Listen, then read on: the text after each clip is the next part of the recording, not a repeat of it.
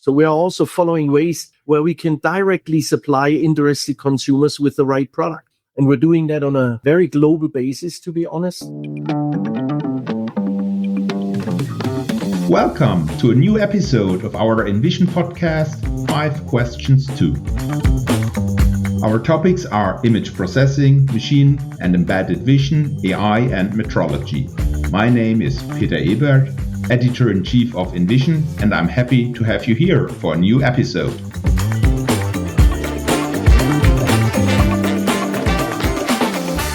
Following Paul Scholten's appointment as interim CEO of Stemmer Imaging in autumn 2025, the company has recently introduced Mike Weccardt as the new CEO and chairman of the executive board.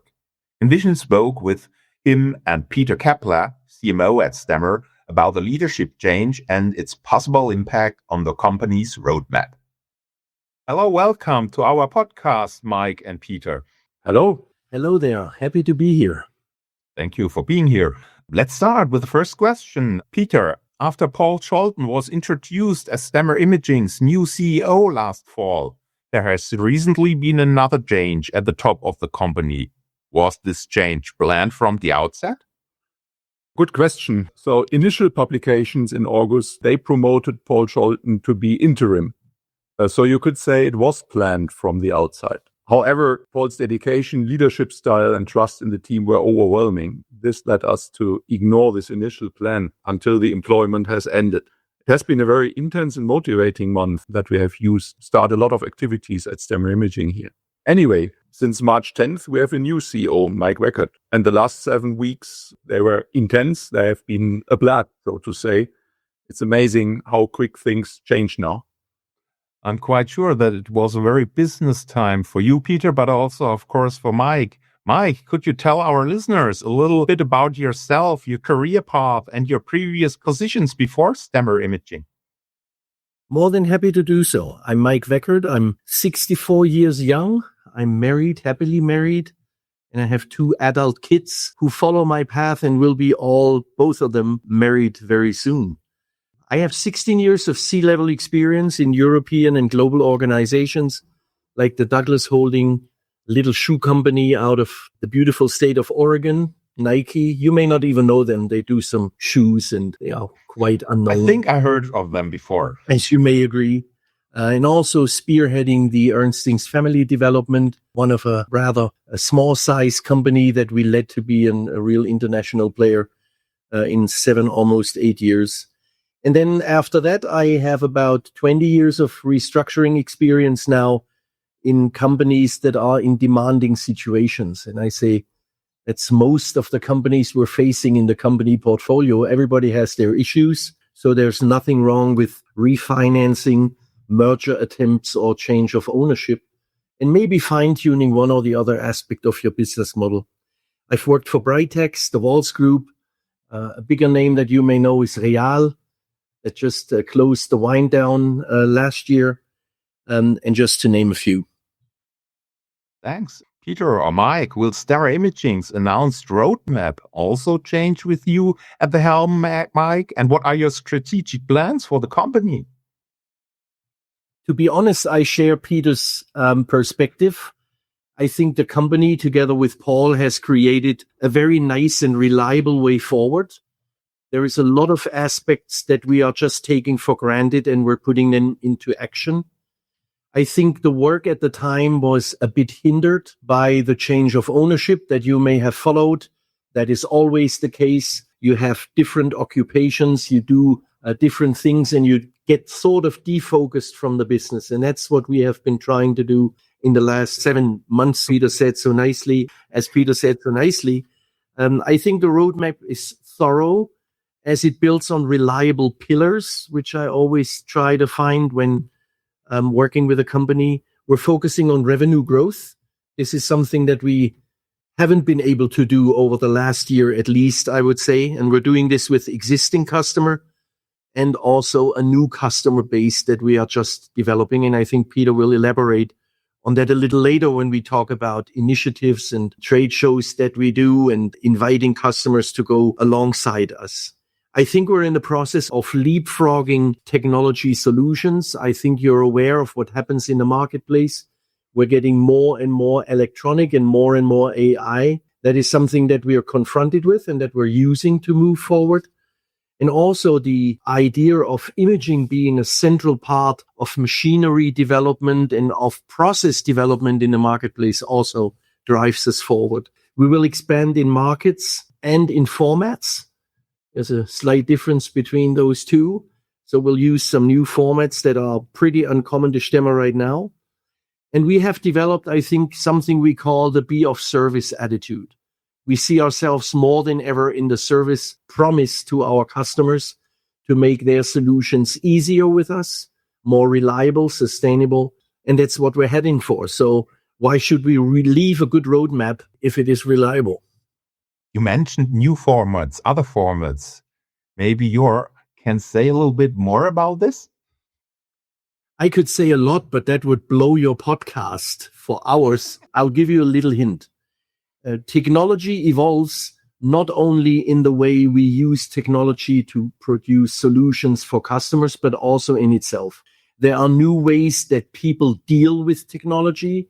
There is direct to consumer, direct to business. That is sort of leaving the old ways of first consulting and then, offering an implementation, looking for the product, sourcing the product, and then putting it in scene with your customers. So we are also following ways where we can directly supply interested consumers with the right product. And we're doing that on a very global basis, to be honest. And that is something that we think is very, very exciting for our customers if they need quick, efficient solutions and not the classical business model that Stemmer has followed, where it's always about, big service level, big fulfillment level, and not so much about speed or time to market. Peter, that was a great outlook from Mike, but what are Stemmer Imaging's current priorities? As we described before already, it's visibility, it's market visibility. We have been a little bit invisible, and that changed totally during the last half year, I would say. So we are doing trade shows, customer events, webinars, marketing campaigns, and articles.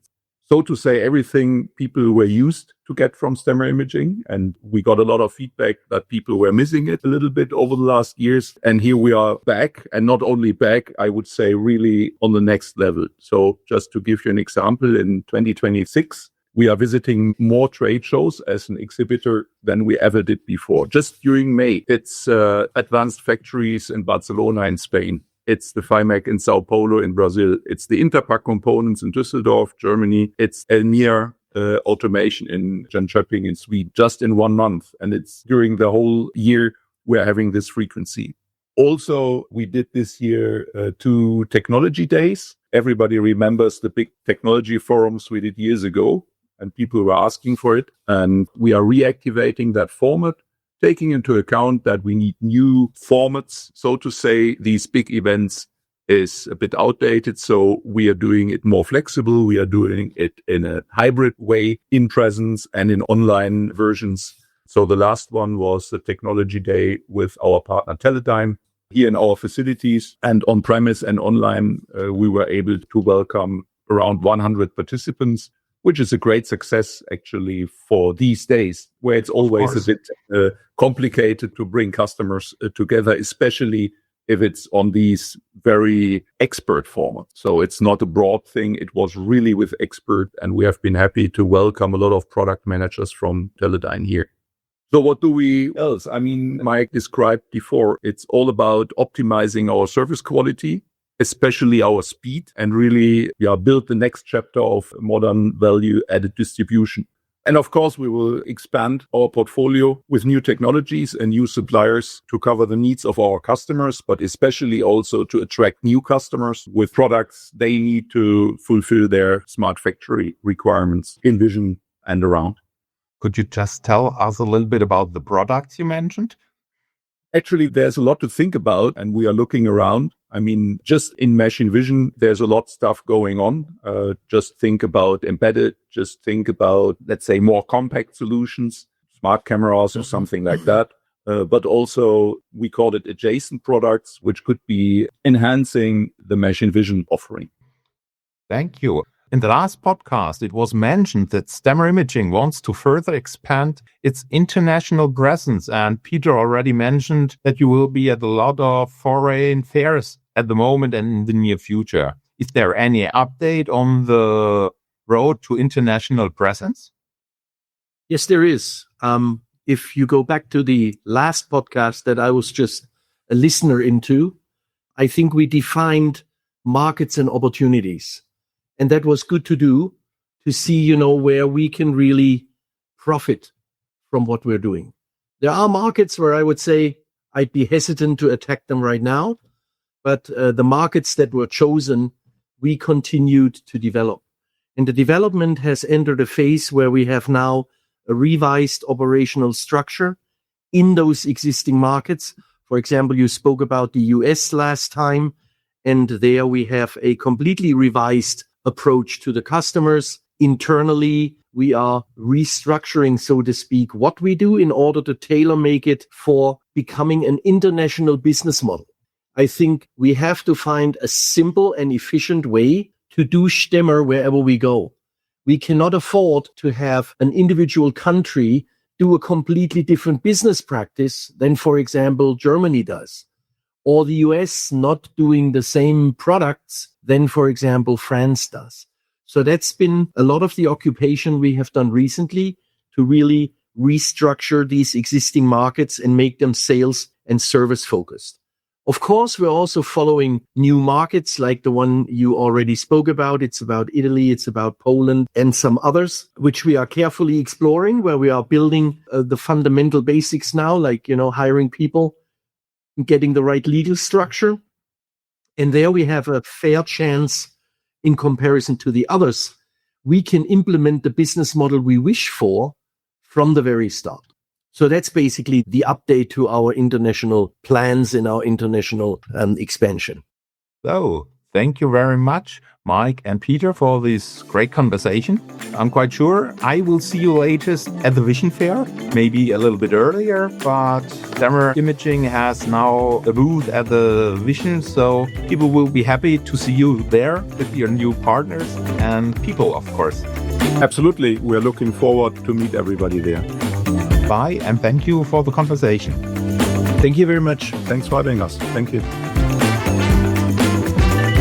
If you would like to find out more about inVISION, please register for our inVISION newsletter at invision-news.de/news, become a follower of our LinkedIn channel, inVISION News, or find out about our webinars at invision-news.com/Tech Talks.